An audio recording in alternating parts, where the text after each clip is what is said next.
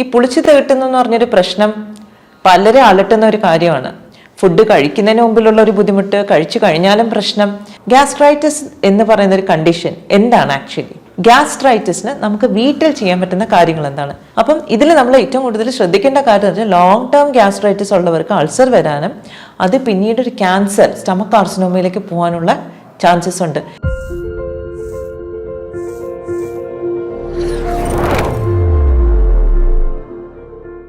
Hello friends, ഞാൻ doctor തൃഷ്ണ, സമത്വം വെൽനസിൻ്റെ chief ഫിസിഷ്യനും medical ഡയറക്ടറും, ട്രിവാൻഡ്രം.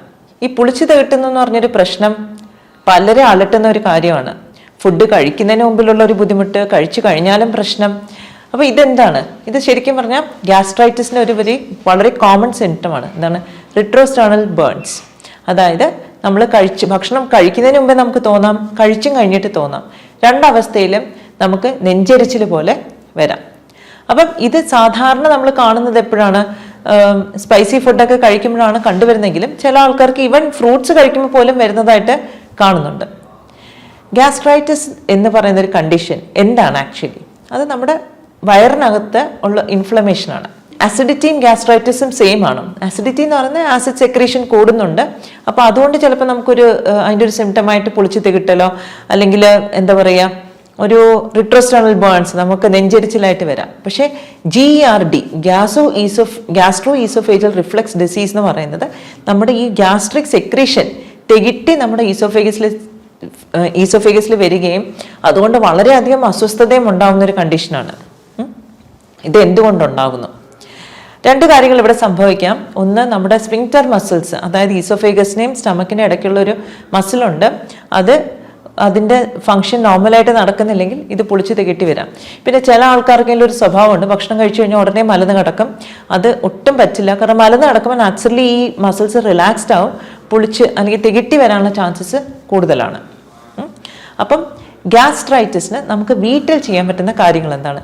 ഫസ്റ്റ് തിങ് തന്നെ ഈ പറഞ്ഞ കണക്ക് നമ്മൾ വയറ് കഴിക്കുമ്പം നമ്മൾ വയറ് നിറച്ച് കഴിക്കണ്ട. നമ്മളൊരു ഹാഫ് ക്വാണ്ടിറ്റി, അതായത് നമ്മുടെ വയറ് പകുതി നിറയുന്നവരെ കഴിക്കുക.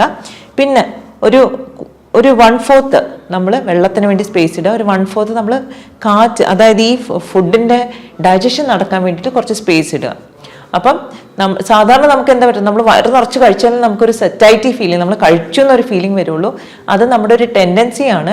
കാരണം ഈ വയറെന്ന് പറയുന്ന ഒരു മസ്കുലർ ഓർഗനാണ്, ഒരു J-ഷേപ്പ് മസ്കുലർ ഓർഗൻ. അപ്പോൾ അത് എത്ര വികസിക്കാൻ പറ്റുന്നോ അതിന് വികസിക്കാൻ പറ്റും. പക്ഷെ നമുക്ക് വേണ്ടത് എന്താണ്? ഇത് വികസിപ്പിക്കുക എന്നുള്ളതാണ്. ഇതിൽ ആവശ്യത്തിന് നിറഞ്ഞാൽ മതി. ഡൈജഷൻ പ്രോപ്പറായിട്ട് നടക്കണം എന്നുള്ളതാണ്. നമ്മൾ കഴിക്കുന്ന ഭക്ഷണം അത്യാവശ്യം ഈ നമ്മുടെ ആസിഡിൻ്റെ കൂട്ടത്തിൽ മിക്സായി അതിലെ ഡൈജഷൻ പ്രോപ്പറായിട്ട് നടക്കണം. മാക്രോ ന്യൂട്രിയൻസ്, അതായത് കാർബോഹൈഡ്രേറ്റ് ആയിക്കോട്ടെ, ഫാറ്റ് ആയിക്കോട്ടെ, പ്രോട്ടീൻ ആയിക്കോട്ടെ, ഇതെല്ലാം ഡൈജസ്റ്റ് ചെയ്ത് നമുക്ക് ശരീരത്തിലേക്ക് വലിച്ചെടുക്കാൻ സാധിക്കണം എന്നുള്ളതാണ്. അപ്പം ഗ്യാസ്ട്രൈറ്റിസിൻ്റെ ഈ പറഞ്ഞ കണക്ക് നമ്മുടെ ഒരു പോസ്ചർ നമുക്ക് ഇമ്പോർട്ടൻ്റ് കാര്യം. ചില ആൾക്കാരുണ്ട് ഫുഡ് കഴിച്ച ഉടനെ മുമ്പോട്ട് കുനിയുന്നത്. ഇതിൻ്റെ ഒന്നും ആവശ്യമില്ല. പണ്ടത്തെ ആൾക്കാരൊക്കെ ഓർമ്മയില്ല, ഉച്ചയ്ക്ക് ഊണ് കഴിഞ്ഞാൽ കാലൊക്കെ നീട്ടി ചാരി കസേരയിലിരിക്കും.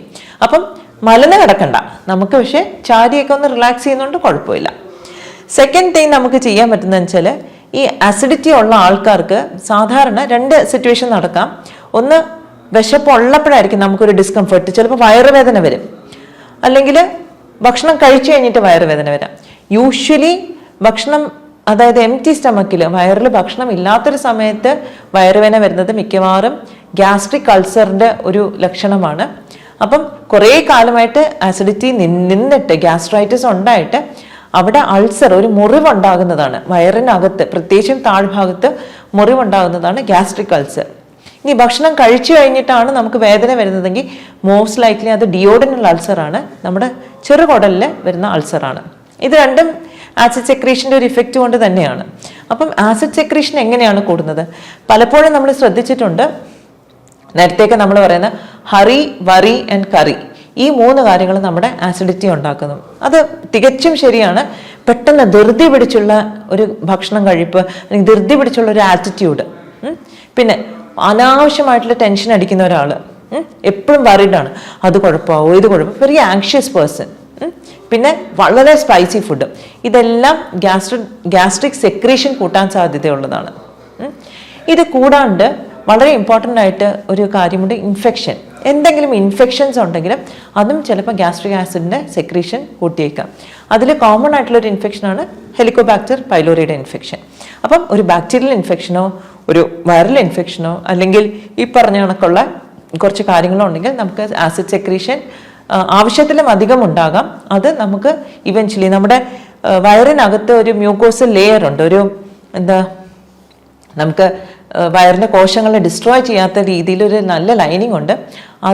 അതിൻ്റെ സെക്രീഷൻ കുറയുകയും അത് തകരാറിലാവുകയും ഈ ആസിഡ് കൂടുതലും സെൽസിനിടയിലേക്ക് പോയി അവിടെ ഒരു മുറിവ് അൾസറൊക്കെ ഫോം ചെയ്യാൻ സാധ്യതയുണ്ട്. അപ്പം ഇതിൽ നമ്മൾ ഏറ്റവും കൂടുതൽ ശ്രദ്ധിക്കേണ്ട കാര്യം വെച്ചാൽ ലോങ് ടേം ഗ്യാസ്ട്രൈറ്റിസ് ഉള്ളവർക്ക് അൾസർ വരാനും അത് പിന്നീട് ഒരു ക്യാൻസർ സ്റ്റമക് കാർസിനോമയിലേക്ക് പോകാനുള്ള ചാൻസസ് ഉണ്ട്. ഇതൊരു മുറിവാണ്, ആ മുറിവ് ഉണങ്ങാതെ അത് കൂടുതൽ ഡാമേജ് വന്ന് അത് ഒരു ക്യാൻസറസ് ആയിട്ട് മാറാനുള്ള സാധ്യതയുണ്ട്. അതുകൊണ്ട് തന്നെ it's very important that we correct this problem.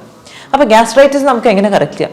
ഇപ്പോൾ അൾസറൊക്കെ ആണെങ്കിൽ ഡെഫിനറ്റ്ലി നമുക്കൊരു തണുത്ത പുളിക്കാത്ത തൈരോ അല്ലെങ്കിൽ തണുത്ത പാലൊക്കെ കുടിച്ചു കഴിഞ്ഞാൽ നമുക്ക് ഉടനെ തന്നെ നമുക്കൊരു ഇൻസ്റ്റൻറ്റ് റിലീഫ് കിട്ടും. പക്ഷെ അത് മാത്രം മതിയോ? ഡെഫിനറ്റ്ലി പോരാ. നമ്മുടെ ഒരു കുമ്പളങ്ങ നീരൊക്കെ കുടിക്കുന്നത് നമ്മുടെ ഗ്യാസ്ട്രൈറ്റിസിനെ നമുക്ക് കൺട്രോൾ ചെയ്യാനായിട്ട് ഹെൽപ്പ് ചെയ്യും.